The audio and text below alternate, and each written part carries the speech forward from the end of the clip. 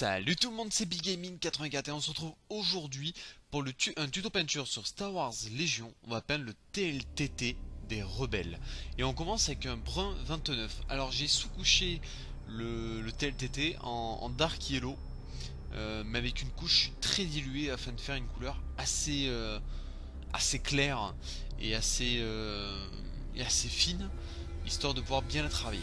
Donc avec du brun 29, on va faire des marquages sur la face avant du TLTT, une sorte de bouclier.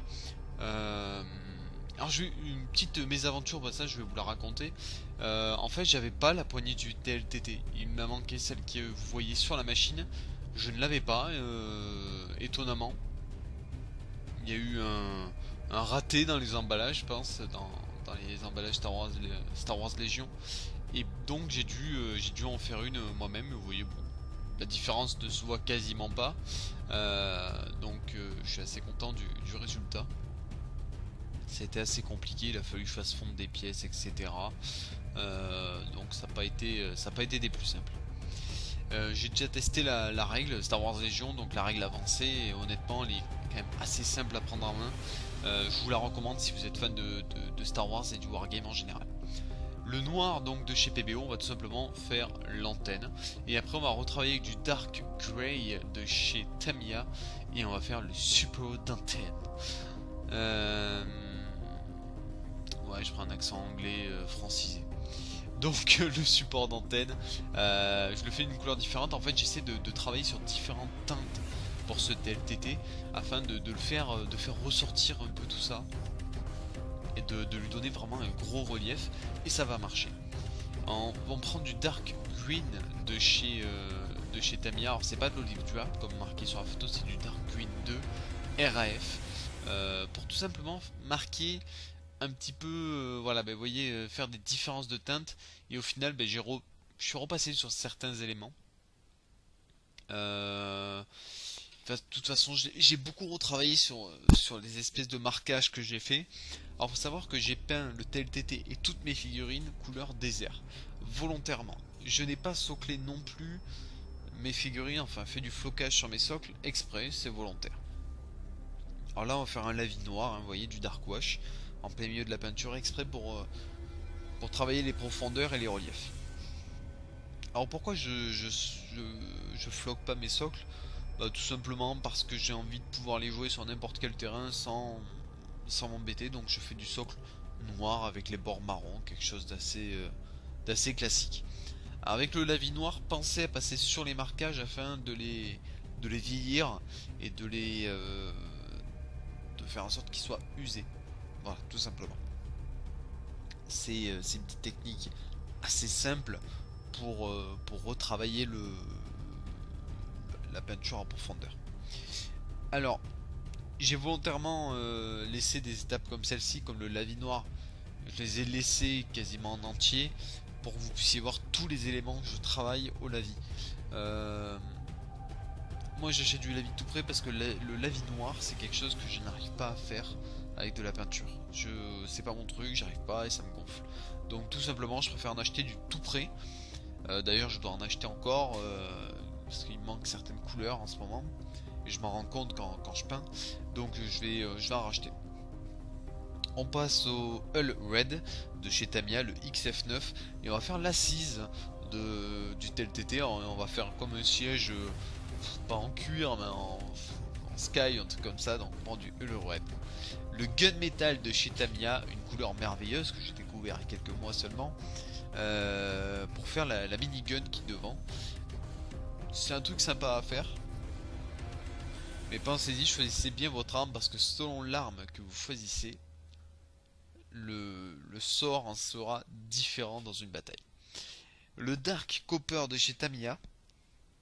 Le Dark Copper, on va faire certains éléments du moteur, certains éléments donc mécaniques, électroniques, qui ressortent pour les faire, enfin, qui ressortent, qui sont différents pour les faire ressortir justement. Donc ça a été mon objectif, les petits tuyaux, les petits machins comme ça, pour que ça fasse super sympa. Vous voyez les sortes d'échappements, non, faut le faire, ces éléments qu'il faut faire, parce que c'est super sympa. du bleu lumière de chez PBO et on va peindre les touches des panneaux de commande. Et en rouge, on va compléter ça. Voilà. Et on va faire les espèces de lumière devant, ou je sais pas ce que c'est.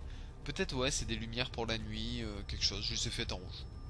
Du Rogue Iron pour faire retoucher certains éléments de la machine. Donc pareil, on fait certains éléments pour les faire bien ressortir. Et après on va venir retravailler avec du Light Rust, donc du pigment de chez MIG. Et là je fais exprès. Je me dis que c'est peut-être... on peut imaginer un combat dans une base, près d'une base secrète rebelle. Avec de la rouille, du sable qui a attaqué le métal, enfin des trucs comme ça. Et voilà, un TLTT stationné depuis quelques années sur Tatooine a pu subir les dégâts du temps. Et c'est ce qui donne aussi un petit peu d'attrait à cette machine qui est très sympathique. Je sais pas, j'aime bien. On dirait les TLTT de la République à la base, on dirait que c'est les mêmes. Est-ce que il n'y a pas eu un manque d'imagination dans Star Wars pour ça? Bon bref, c'est pas grave. Ensuite du flat aluminium, et là on va faire une sorte de petit brossage à sec sur certains éléments pour les faire ressortir cette couleur alu, cette couleur métal pardon, faire une sorte de brillance, de quelque chose, d'usure. Passer également sur les parties rouilles exprès. Ça peut être très sympa pour voilà, pour donner encore une fois du relief à la machine. Le lavis Desert Brown de chez MIG, et là on va faire tout simplement un gros lavis, voilà, un grossier pour surligner certaines choses qui n'ont pas été trop touchées. Pourquoi le Desert Brown? Parce que ça permet de faire un lavis pas trop prononcé et entre guillemets on peut lisser toutes les peintures ensemble. Voilà, ça permet de lier les nuances et c'est un peu mieux. Donc une fois qu'on a fini cette étape, vous allez voir le résultat terminé. Alors la figurine était peinte en même temps que les soldats. Donc voilà le résultat terminé du TLTT. Moi je trouve le résultat très sympathique. Comme quoi il faut pas grand chose, hein. Vraiment c'est un travail très simple. Il faut à peu près 1 heure pour le faire. Moi je me suis régalé, honnêtement. Alors vous voyez, vraiment ça fait user, ça fait machine, c'est un truc qui fait super sympa quoi. C'est simple, la peinture est simple, mais ça ressort bien, c'est exactement ce qu'on veut. Et moi je suis super content du résultat. En tout cas j'espère que ça vous a plu. N'hésitez pas à laisser un petit j'aime, un petit commentaire et à vous abonner. Merci à tous de tous ces abonnements, de tous ces visionnages.